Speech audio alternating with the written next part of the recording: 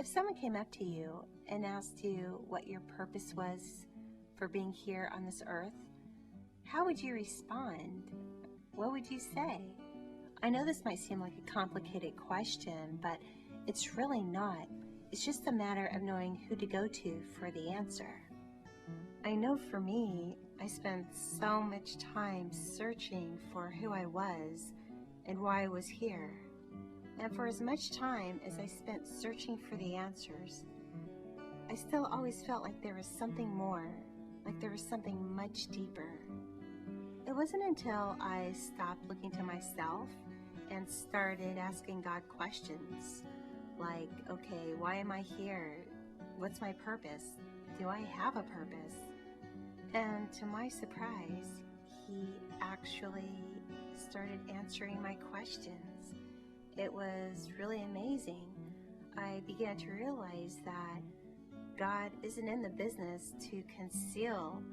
He's in the business to reveal, and He wants us to know what our special purpose is. God has a specific purpose for each and every one of us. We don't have to spend our lives trying to search and find ourselves, because our true identity is found in Him, the one who created us. So if you want to know what your purpose is for being here, you don't have to search any longer. God's got all the answers. You just need to start asking Him the questions.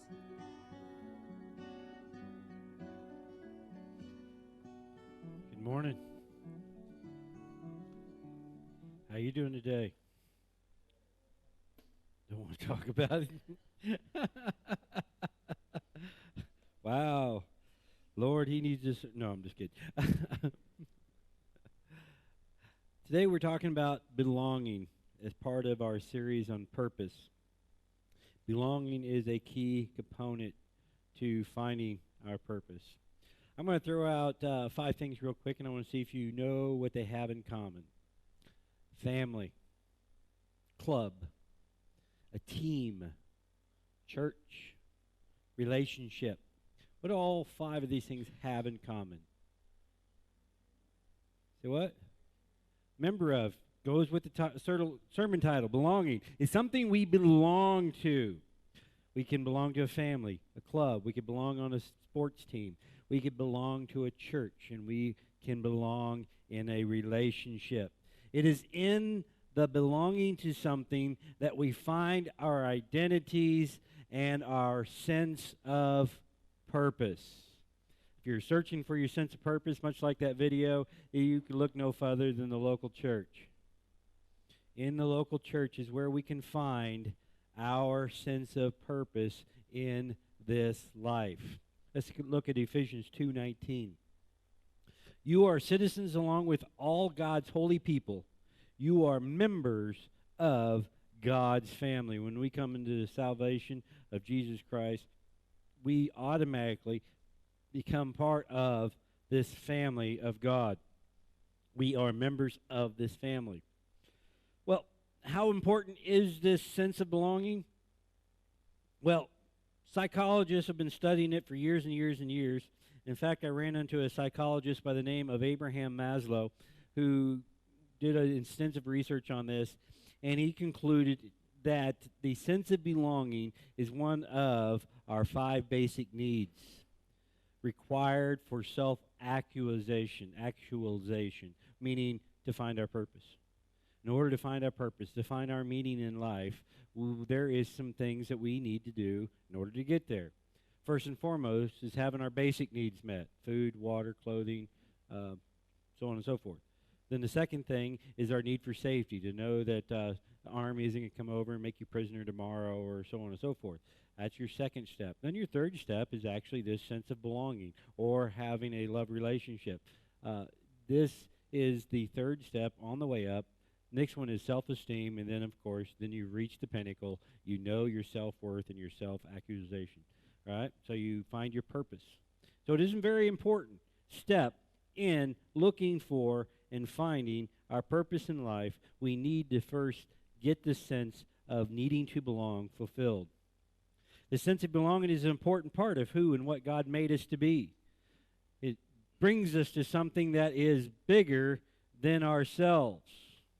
This is the reason why we seek out relationships. We seek out groups to belong to. If we're in school and stuff, we tend to seek out teams to be on. And usually that's the kind of friends we hang out.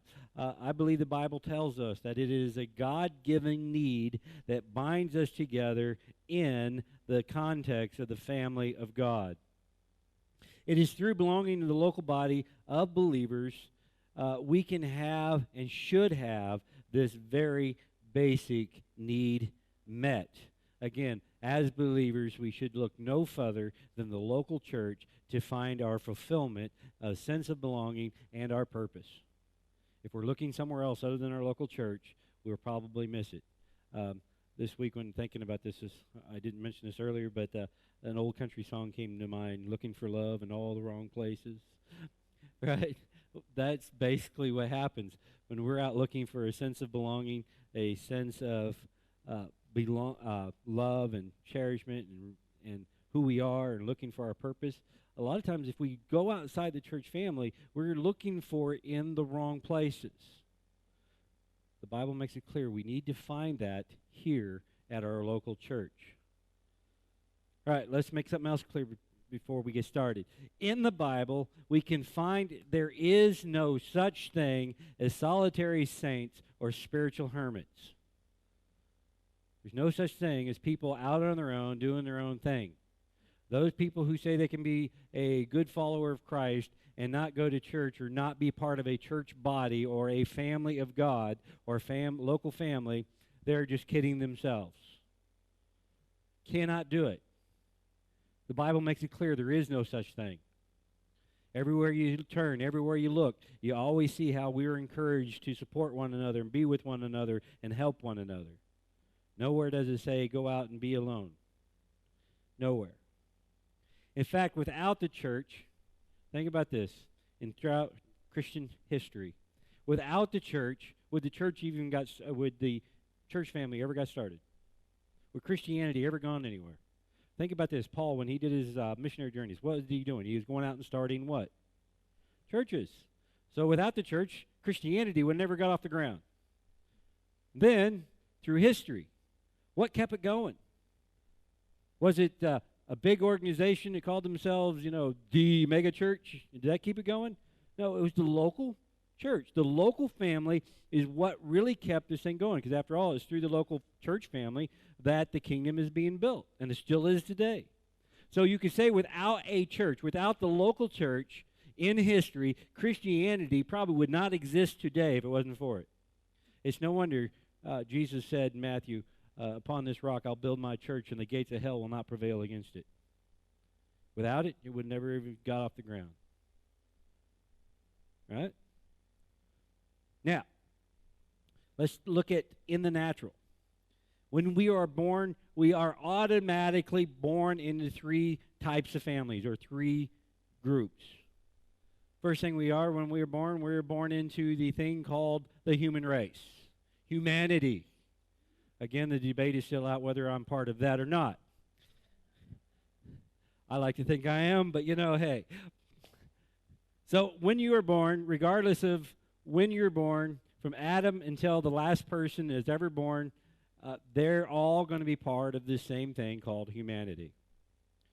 Second thing, when you are born naturally, you are born into citizenship of the country you're born in, are you not?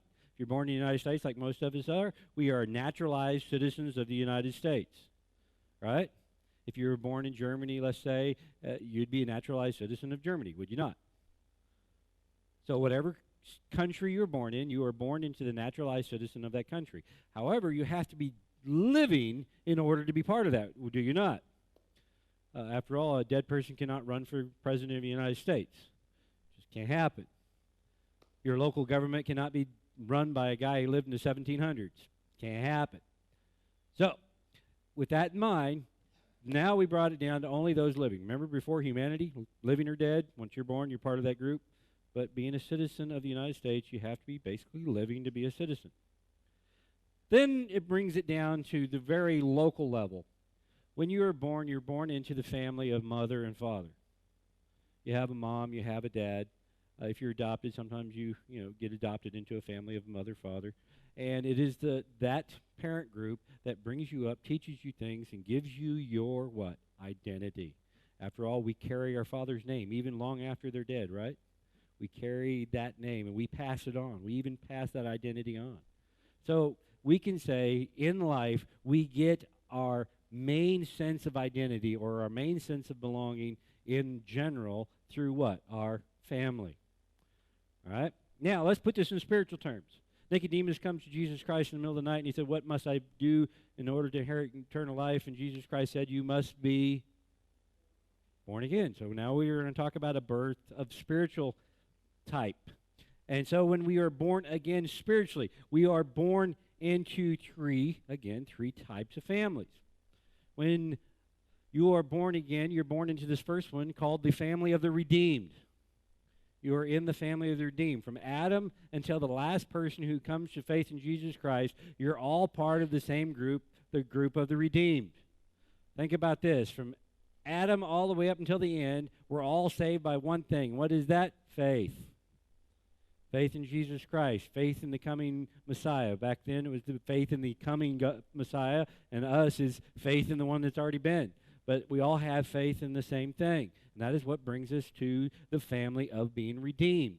Living or dead, we're all part of this group. Second thing we get born into the family called the universal church, or the church universal, however we want to say it. That is the worldwide church. That is everyone who is a believer that is living at the moment belongs to this thing called the church, the universal church. It is much like the citizenship of a country. When you're born again, you become citizen of the church universal. If you are not born again, you are part of the what? Citizens of hell, right? So when you're born again, you become a citizen of heaven, and you're not born again, you're still a citizen of hell. So there's only two places to be citizen in the spiritual realm. Now, third, let's break it down a little further. Third thing we're born into is what? The family of the local church. Now, most of us probably weren't born again in a church, right? How many were born again in a church? Some of you probably were, some of us not, right? However, first thing we do, usually when we become born again, what's one of the first things we do? We seek out a church. We seek out a place to belong. That is the family that we're in. We're in the local church family. And in our particular case, it is this church called My Church. My church is our local family, and it is into this family that we find our spiritual identity. Just like in the natural, you find your identity in life through your family, well, through your church families where you find your identity. Think about this. When you're at work or a grocery store or whatever else, and somebody talking to you, and next thing you know, they find out you're a believer, and they say, well, what church you go to, right? So you give them your identity. What's your identity? My church. How many of you guys have fun with the My Church thing? It's like an Abbott and Costello thing, right? What church you belong to? My church. No, I know that, but what church is that? It's my church. I get that, but what church? And so it's you have to start off the conversation with an explanation, right? I know it's going to sound kind of strange, but it's blah. And then I found actually when people ask that, the conversation goes much further than that. Instead of just a cross. So it's kind of a great name when you think about it, because it really starts a good conversation instead of just being a quick, simple answer. Well, anyway, so let's look at this family that we call the local church, or the Bible likes to use this term, body of Christ. The body of, we're not all bricklayers, we're not all construction workers, we're not all manufacturers. We come from many different occupations, and we are of all different types of races. I, myself, is a Heim 57. I couldn't even tell you where my background is. And that's okay. That's what we call an American. I'm an American. Anyway, but we have all been baptized into this one body by one Spirit, and we share the same Spirit. Yes, the body has many parts, not just one part. If the foot says I'm not part of the body because I'm not the hand, then does that make them any less part of the body? And if the ear says I'm not part of the body because I'm not an eye, would that make it any less part of the body? If the whole body were an eye, how would you hear? If the whole body was an ear, how would you smell anything? But our bodies have many parts, and God has put each part where He wants it. Who puts us here at my church? God does. We may think it's our own decision, but the reality is, when you really get down the nuts and bolts, God directed you here. God placed you here. All right? Even when we don't like it, the person to blame is God. Not me, not Pastor Steve, but God. All right. So how strange would the body be if it only had one part? What do you think this body would be if it only was a foot? Would we get much accomplished? Could it be a body if it was only Pastor Steve? No, couldn't. So it takes more than one member in order to make up the body. Now let's skip down to verse 25. This makes harmony among the members so that all members care for one another. And if one part suffers, all the parts suffer with it. And when one part is honored, all parts are glad. All of you together are Christ's body, and each of you are part of it. When you read that, verse 27, put that in very personal terms. All of us are together as Christ's body, and each of us is a part of it. Now, this passage has a lot of nuances, a lot of things that we could talk about, and a lot of avenues we can go down. I don't really have time for that. I could preach many, many, many sermons on this passage. But what we're going to do, we're just going to take some meat off the top, and we're going to shave off. This is what I like. When I get that prime rib or roast, you know that burnt outer edge? That's what I like. Just take the knife and cut off that fatty, rock-hard, burnt stuff, throw it on my plate. That's basically what I'm going to get to today. That outer shell that, well, it's very bad for me physically, but it's really good tasting, right? This case is good for you both ways, all right? All right, now, I'm going to hope to shed some insight into this term we call the family of believers, and we also call the local church. When the word church in the Bible is mentioned, most of the time, we're talking almost 100% of the time, the church is used meaning the local church. Not usually meaning the church universal. Every now and then you will see when Paul's talking about the church universal.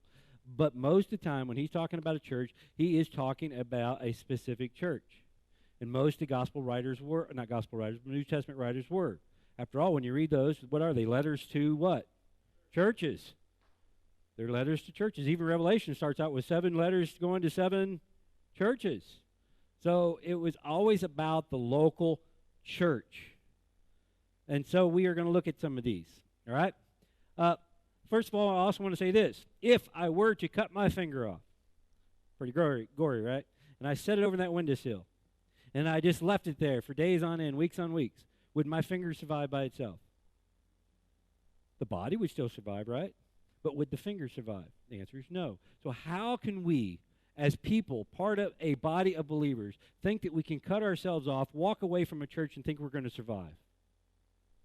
It is no different. Without the life flow of the body, the blood of the body going to each member, the member cannot survive on its own. And this is usually why the very first symptom of spiritual decline in anybody's heart is church attendance. You will notice they will stop coming to church all the time. They will stop fellowshipping with other believers all the time. They will start pulling themselves away from the family of God. That is the first sign of spiritual decline. And when we see that, what do we need to do? Ignore it? No, we need to do something about it, right? We need to come alongside them and encourage them and try to get them back into the family of God. And we'll talk a little bit more about that. All right? So, we can glean there's 6 reasons why we need to belong to a local church or the my church family. There's 6 reasons why we need to belong. The first reason why we need to belong to a church family, it identifies us as a true believer. John chapter 13:35 said, and Jesus said this to his disciples, and they will know you're my disciple by your love one to another. That is supposed to be the mark of a true believer, that we have love one to another. Yes, we are to love the people outside the church, but who are we supposed to love above all? Our brothers and sisters, right? Family. Blood's thicker than water, right? Christ's blood is thicker than water. But this church family should be the place where our love and devotion lies. Think about this, how much of a witness it is if we, people of all different races, nationalities, and occupations, and types of individuals, we have that love one to another, that those on the outside can look in and see what we're doing for one another and how we care for one another and how we lift one another up. Wouldn't that be a great witness to people on the outside? Wouldn't they want to be a part of that? And that is one of the reasons why we need to belong to a local body of believers. It shows the world around us who we are. Again, we get our identity from our local body of believers. Number 2 reason why we need to belong to a church family. It moves us out of self-centered isolation. It moves us out of the it's all about me into it's all about us. And we all need to do that. The church is the proper place where we learn how to get along with one another and learn unselfish, sympathetic love. As part of the family, you will learn to care for one another, and you will share in each other's experiences. And it's actually only through frequent interaction with flawed individuals, such as myself, that you will actually learn what it means to love somebody unconditionally. So the more you rub elbows with somebody like me, who tick you off all the time, who say things you really don't like to hear, all that kind of thing, I'm just teaching you how to love. Just go with it, all right? Right? So it's through this that we get this New Testament concept of being interdependent upon one another. After all, in 1 John 4:20, John said, how can you dare say you love God and not love your brother? How could you say that you're a good believer and you don't love your brother inside the church? How can you do that? You can't. Another good example, we all know what John 3:16 is, right? Everybody in this room know what John 3:16 is? There's sinners, people who know they're dying and going to hell, who can tell you what John 3:16 says. How many know what 1 John 3:16 says? It's a very interesting verse too. We know what real love is because Jesus gave up his life for us. That's how it starts. Sounds a lot like John 3:16, doesn't it? Jesus giving up his life for us. Cool. Love it. Great. Then it goes on to the next step. So we also ought to give up our lives for our brothers and sisters. Remember, Christ is our example of how we treat one another. If he loved us enough to give up his life for us, do we love our church family enough to give up our lives for it? That is what we need to do. It moves us out of our self-centeredness now into our self-sacrifice, where we sacrifice our own will, our own desires for the betterment of the church body. Third thing, the church family helps us build our spiritual muscle. You guys came to the holy gym this morning, God's gym, right? Building up Christian muscle. How do we build up Christian muscle or spiritual muscle? We build it up by exercising our faith, right? When we do something spiritual, it builds up our faith. It builds up our muscle. And so how does belonging to a church build up our spiritual muscle? Well, let's look at Ephesians 4:16. It says, he makes the whole body fit perfectly together. As each part does its own special work, it helps the other parts grow so that the whole body is healthy and growing and full of love. Over 50 times the word one another or each other is used. The words are used. Let me rattle off a bunch of them to you, okay? This is just in the New Testament. We are to love one another, pray for one another, encourage one another, greet one another, serve one another, teach one another, honor one another, bear each other's burdens, forgive one another, submit to one another, and devote to one another. And many, many more tasks. So we can see throughout Scripture, throughout the New Testament, it's not about me kind of thing. It's about helping one another grow in their faith. And the more we encourage somebody else, our faith gets exercised. We get to flex a little muscle. The more you encourage me, the more you pray for me, you're exercising a little faith and your spiritual muscle gets built. You're in God's gym. You get to work out your faith. encouraging one another, expressing yourself in love one to another. Fourth thing that belonging to a church family gives you. Quite honestly, we need you. The church family needs you. Without you, we can do nothing. Without you, Pastor Steve is just Pastor Steve up here speaking to empty chairs. Without you, there is no church. Without you, there is no Easter outreach. Without you, there is no baptisms happening. Without you, there is no outreaches winning souls for Christ. Without you, this church will do nothing. You have a very unique role that you fill in this family, and nobody else can fill your role. In a natural family, mom cannot fulfill dad's role. Dad cannot fulfill mom's role. And in our society, we try to do that quite a bit, but we can't really do it. We do an adequate job, but do we do as good a job as if we had both? The answer obviously is no. Goes back to what Paul is saying. If we all were the foot, and we've known some people who couldn't use their hands who learned to use their feet well, right? But can using your feet work as well as using your hand?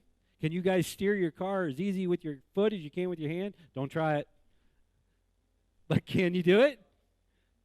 Well, the answer is no. So, with that in mind, who can do your job better than you in this church? Nobody.